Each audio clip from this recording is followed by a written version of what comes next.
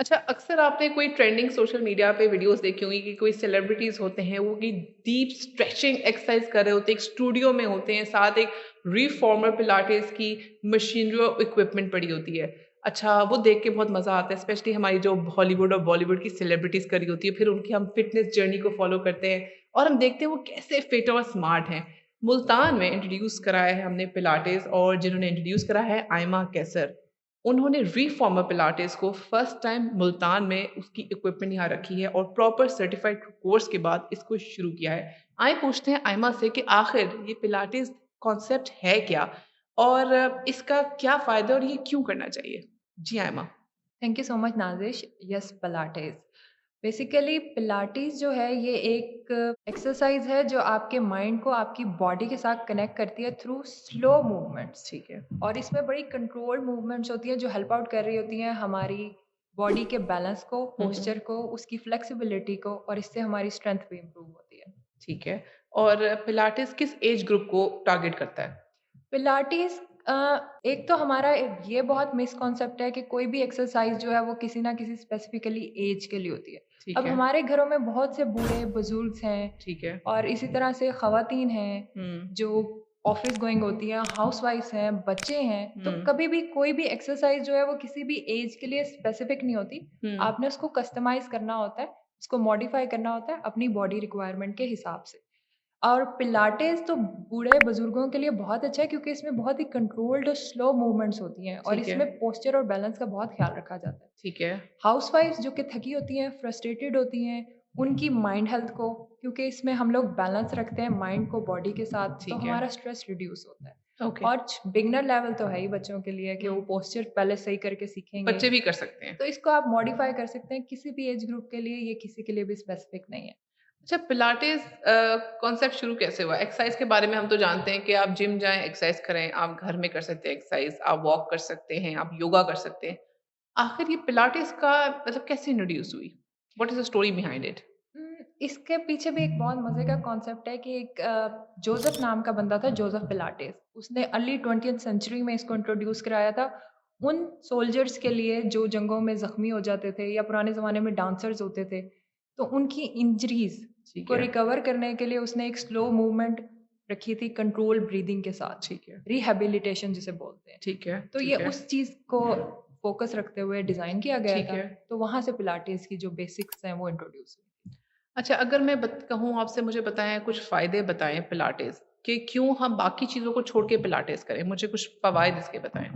अ, किसी भी और चीज़ में सबसे पहले तो डिपेंड करता है कि आपका माइंड क्या है, गोल क्या है, एम क्या है। मतलब हुँ, अगर आपने पिलाटीज़ को एज़ ए वेट लॉस देखना है, हुँ। तो उसमें आपको कार्डियो ऐड करना पड़ेगा क्योंकि हर चीज़, हर एक्सरसाइज़ कॉम्बिनेशन के साथ होती है। ठीक है, ठीक है। तो पिलाटेस को अगर हम कार्डियो के साथ कंबाइन करके करेंगे, तो वो हमें वेट लॉस में वेट हेल्प लॉस होगी। करा देता है, ठीक है। अगर हमने उसको फ्लेक्सिबिलिटी, योगा और रिहैबिलिटेशन सेंस में लेके जाना है, उसमें हम अपने माइंड को कनेक्ट करेंगे, तो वो हमारे स्ट्रेस को रिड्यूस करेगा, ठीक है। हमारी इमोशनल वेल-बीइंग को बहुत फ़ायदा होता है उससे। That's great, that's great. तो मतलब इट टोटली डिपेंड्स कि आपने कौन-सी चीज़ का किस तरीके से इस्तेमाल करना है। अच्छा, हमारे यहाँ ख़वातीन को कमर के दर्द से वो बाज़ नहीं आती। उनको कमर का दर्द बहुत रहता है और वो तो हमेशा चलता है। कमर का दर्द होता है, फिर जोड़ों का जोड़ों दर्द का। होता है।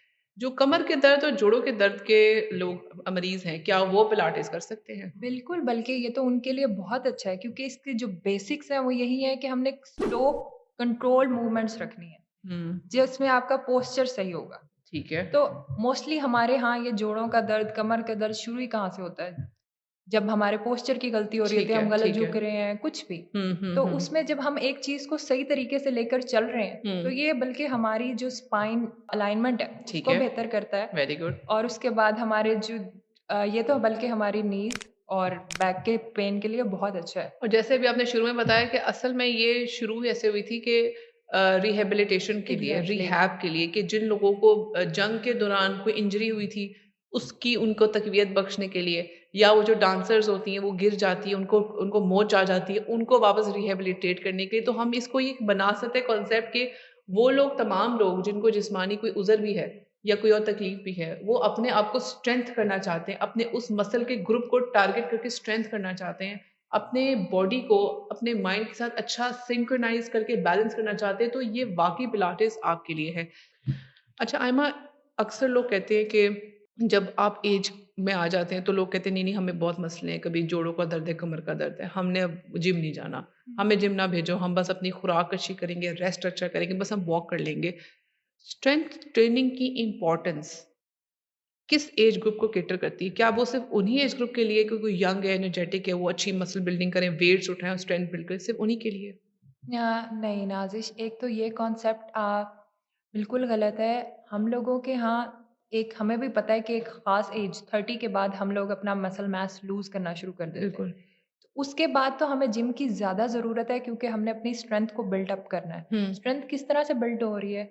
हमारे मसल्स को बिल्ड करके। हुँ, तो उसके लिए तो जिम और एक्सरसाइज़ बहुत इम्पोर्टेंट है। तो ये जो बड़ी एज ग्रुप्स के लोग होते हैं, वो एक ख़ास एज के बाद जब मसल लूज़ कर रहे होते हैं, इसीलिए उनमें स्ट्रेंथ नहीं है, ताकत नहीं है, यस, क्योंकि वो उस चीज़ को खो रहे हैं लेकिन बिल्ड नहीं कर पा रहे। बिल्कुल। तो जिम बड़े उम्र के लोगों के लिए बहुत ज़रूरी है। हुँ। तो और इवन अगर आप शुगर है, आपको डायबिटीज़ है, तो दिस इज़ वेरी इंपॉर्टेंट कि आप अपनी स्ट्रेंथ ट्रेनिंग पे काम करें। स्ट्रेंथ ट्रेनिंग आपके हिसाब से कस्टमाइज़ होती है। आपके बीएमआई के हिसाब से, आपके हाइट के हिसाब से, आपके वेट के हिसाब से, आपके डेली कैलोरी इनटेक के हिसाब से आपको मॉडिफ़ाई करके एक प्लान प्रॉपर बनता है कि वो आपके लिए सूट करेगी। तो येस, हर एज ग्रुप को अपनी स्ट्रेंथ ट्रेनिंग पे काम करना चाहिए, और जो छोटी उम्र के बच्चे हैं इवन उनको भी हमें इंकरेज करना चाहिए कि वो बैठ के टीवी, मोबाइल, आईपैड्स के बजाय फिज़िकल एक्टिविटीज़ में अगर वो टेनिस खेलें, बैडमिंटन खेलें, नहीं है तो जिम आएँ, उसमें कोई ताइक्वांडो क्लास हो, कोई उनका कोई कोर इंटेंसिटी वर्कआउट हो। बच्चों के लिए भी ये चीज़ें बहुत इम्पोर्टेंट है, बड़ों के लिए भी इम्पोर्टेंट है। यंग एज ग्रुप के लिए बहुत अच्छी हैं और एल्डरली एज ग्रुप के लिए भी बहुत अच्छी हैं। अच्छा एमा, कुछ मिसकंसेप्ट्स हैं पिलाटेस के बारे में कि ये तो सिर्फ़ औरतें करती हैं। वो मिसकंसेप्ट्स भी क्यों हैं कि हमने वीडियोज़ में देखे हैं कि सेलिब्रिटीज़ सेलिब्रिटीज़ करी हैं, एग्ज़ैक्टली फीमेल सेलिब्रिटीज़ करी हैं, आलिया भट्ट करी हैं, फिर हमने करीना जैकलीन कपूर को देखा फर्नांडिस है, एग्ज़ैक्टली, जैकलीन को देखा है और दीपिका पादुकोण।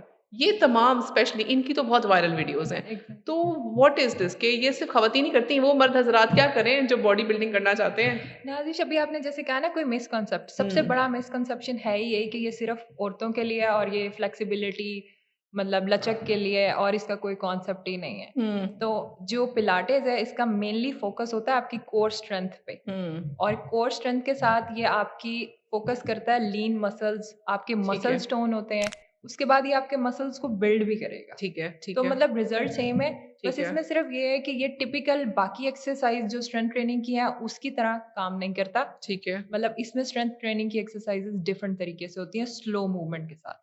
अच्छा, अब हम एक इम्पॉर्टेंट बात तो कवर करेंगे, जो हमारे यहाँ लोग स्पेशली जिम जाते हैं, उनका मेन एम होता है वज़न कम करना, और वज़न कम भी रातों-रात हो जाए, ठीक है? रातों-रात कोई उनको ऐसी गोली दे दें कम हो जाए, कोई ऐसा डाइट प्लान दे दे कि हफ़्ते के अंदर रिज़ल्ट आ जाए, हफ़्ता भी नहीं 1 दिन के अंदर रिज़ल्ट आ जाए, और कोई ऐसी एक्सरसाइज़ करा दे कि मैं आज जिम में जाऊँ और पतली होके निकलूँ।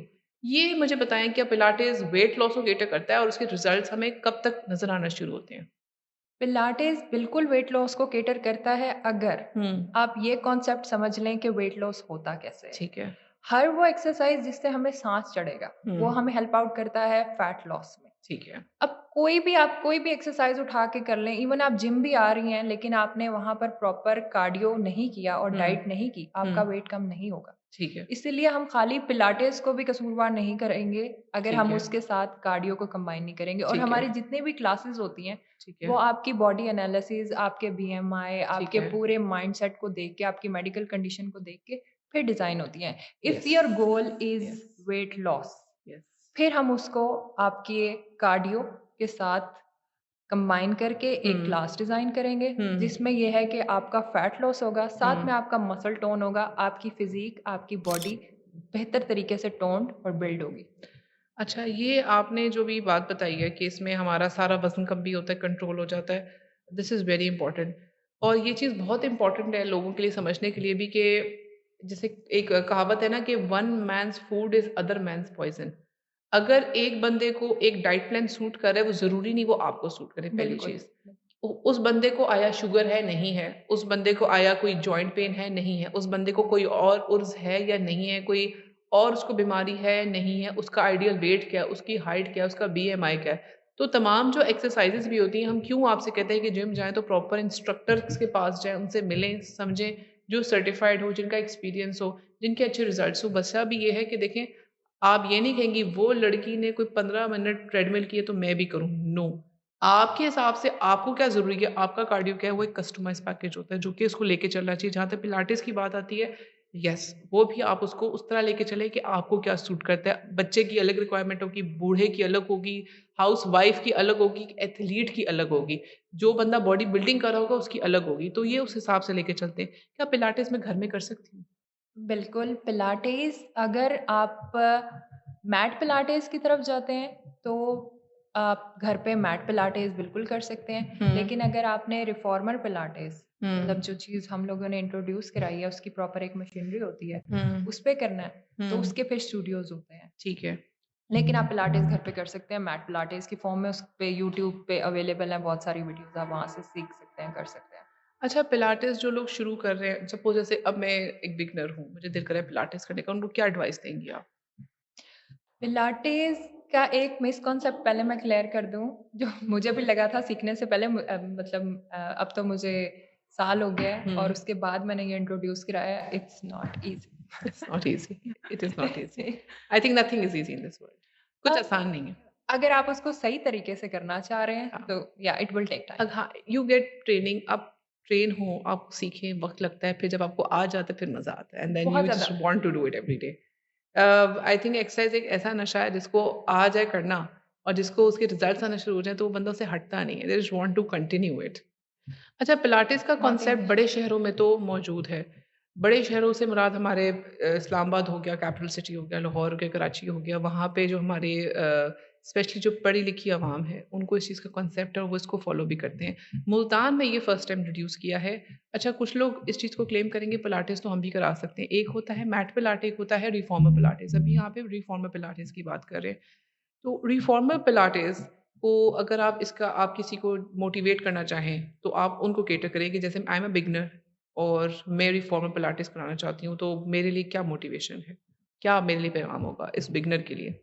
नाज़िश कौन नहीं चाहता कि वो मतलब अपने आप की फ़िज़ीक को एक हेल्दी बॉडी और एक हुँ, हेल्दी माइंड के साथ एन्जॉय करे। ठीक है, तो रिफॉर्मर पिलाटेस का कॉन्सेप्ट अब आके मुल्तान में लोगों को समझ आना शुरू हो रहा है। ठीक है। इसकी अवेयरनेस अब हो रही है। अभी भी मुझे इस चीज़ पे मेहनत करनी पड़ेगी कि मैं लोगों को इस चीज़ का कॉन्सेप्ट समझाऊँ। जी। ऑल्दो बड़े शहरों में ये बहुत आम है। हुँ, इवन मर्द यंगस्टर्स मैंने बहुत से इवन लड़कों को बड़े शौक से पिलाटेस की क्लासेस अटेंड वेरी गुड, करते वेरी हुए गुड। मिक्स सेशंस होते हैं वहाँ पर। तो एक तो इसमें आपका बैलेंस हुँ, बॉडी का, हुँ, पोस्चर हुँ, और आपकी जो कोर स्ट्रेंथ है, आपकी अंदरूनी और जिस्मानी ताकत, जब आपकी ज़हनी ताकत के साथ बैलेंस करती है, वाह!